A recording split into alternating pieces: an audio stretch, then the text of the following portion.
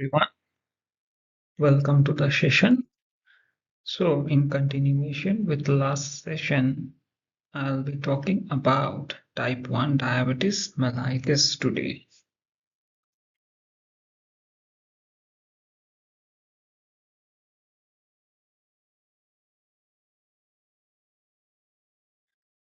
So, diabetes is a chronic disease where the body do not produce enough insulin or it cannot use it, leading to increase in blood sugar level. There are These are the types of diabetes as mentioned here in the table. That is six types, of which we have discussed about diabetes insipidus in the last session, and today I'll be discussing about type 1 diabetes mellitus. The risk factor for diabetes include obesity, junk food. People over age of 40 are at risk, hypertension and genetic inheritance. The symptoms include fatigue, thirst, weight gain and weight loss, weakness, itchy skin, and so on.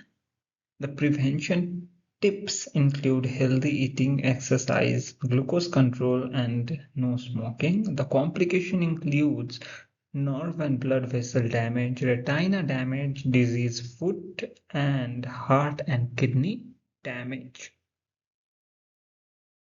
So type 1 diabetes, the destruction of insulin and cells, insulin producing cells, that is the beta cells in pancreas, cause insulin deficiency and is the characteristic of type 1 diabetes mellitus. It occurs in whom the autoimmune process is triggered by environmental factors, resulting in destruction of insulin producing cells. Cases of type 1 diabetes in general are without family history, and also the type 1 diabetes may be related to inheritance as well.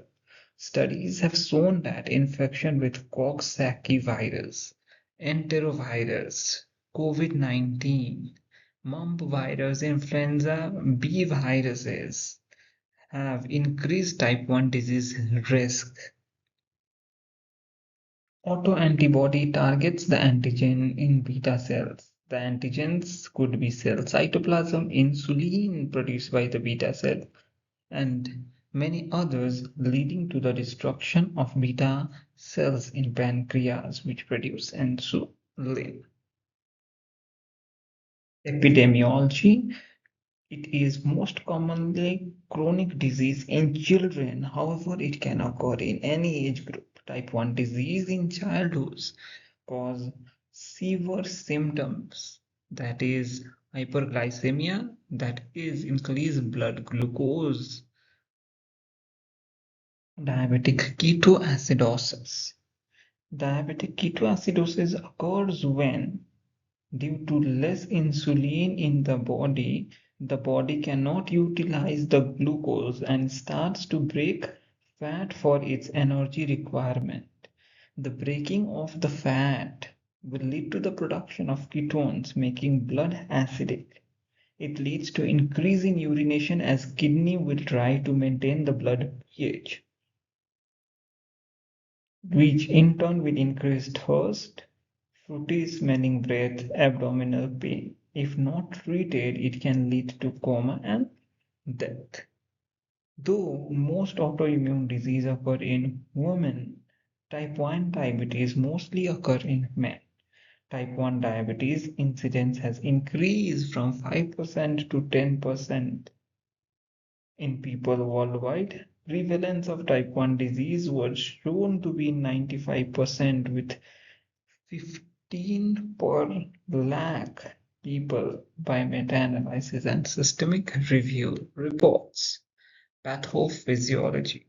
The development of type 1 disease occurs in three stages, that is stage 1, stage 2 and stage 3, of which stage 1 and 2 is asymptomatic. But the disease starts to develop during these phases and the symptoms are seen in stage 3. Stage 1 is also called preclinical stage and is characterized by onset of destruction of beta cells by autoantibodies. It is asymptomatic with normal blood glucose. At least two pancreatic autoantibodies are present. In stage 2, beta cell dysfunction occurs. The autoantibody against pancreas is detected with fasting glucose of 100 to 125 mg per liter. Individuals are asymptomatic as said before.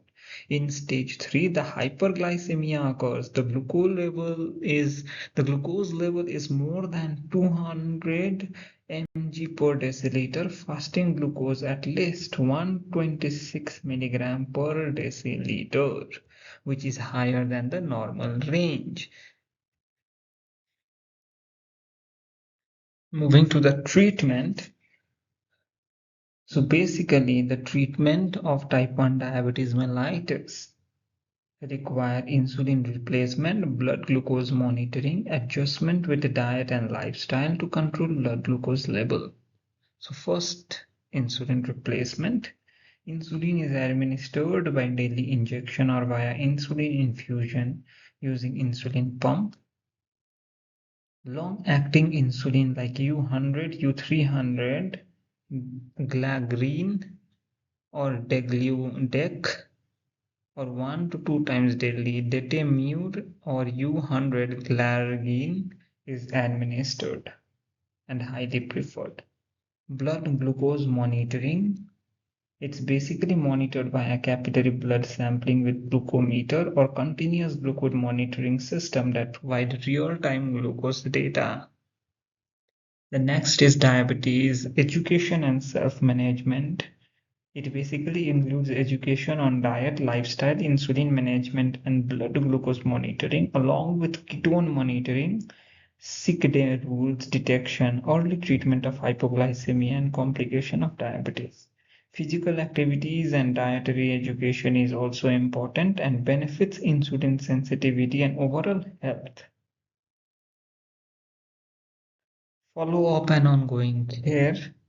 Patient treatment regime should be viewed when required. Complications and comorbidities are usually checked regularly and referred to a specialist if there is any complications. Prognosis. So it's the outcome of the disease. So it is challenging to manage type 1 diabetes. Complication leads to short life expectancy.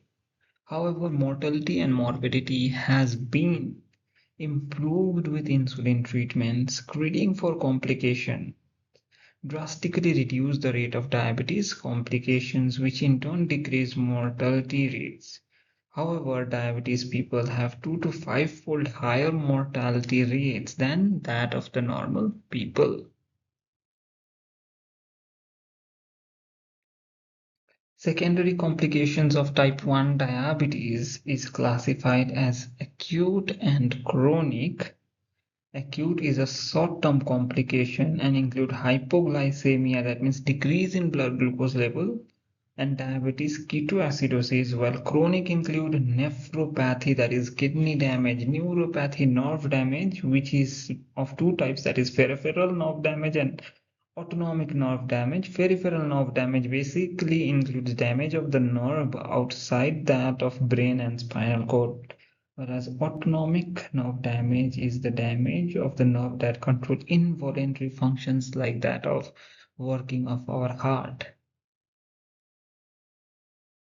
stomach, and so on. Retinopathy, that is the damage to retina, heart disease, cerebrovascular disease, diabetic foot infection. Self-management basically involves insulin administration, glucose monitoring, attention to diet, physical activity, management of depression, anxiety, eating disorder which occur due to anxiety about hypoglycemia and hyperglycemia and other complications are to be managed. So here the diagram shows insulin pump. Basically, we have a detector here a screen which will detect our insulin level, which is connected to our body. Now, after the detection of once the high blood glucose level is detected, what it will do is it will allow the device to inject certain amount of insulin into the body so that the glucose, that is blood glucose level, is controlled. Now, difference between diabetes insipidus and mellitus. We know they are not same. So diabetes insipidus is not the same with diabetes mellitus, though both the conditions show similar symptoms like increase in urination, thirst, intake of liquid is increased, urination is more. In diabetes mellitus, what happens is the blood glucose level increases, okay, because of which the kidney tries to remove extra glucose, which leads to increase in urine production. This is the justification for diabetes mellitus type 1. Whereas diabetes insipidus occurs when kidney cannot concentrate urine properly, that is, the urine is dilute. The blood glucose in case of diabetes insipidus is normal. So here, basically, let us understand the type 1 diabetes via the diagram. So pancreas are responsible for secreting insulin, which in this case, that is in the case of type 1 diabetes, do not synthesize insulin. So what happens is the glucose which we get from the food via the breakdown in the stomach cannot be utilized by muscles, and hence the muscles start to utilize fats, which leads to ketone body production, ketoacidosis, and increase in pH of the blood. So thank you. We will meet in next video to continue the series of types of diabetes. Like, share, and subscribe.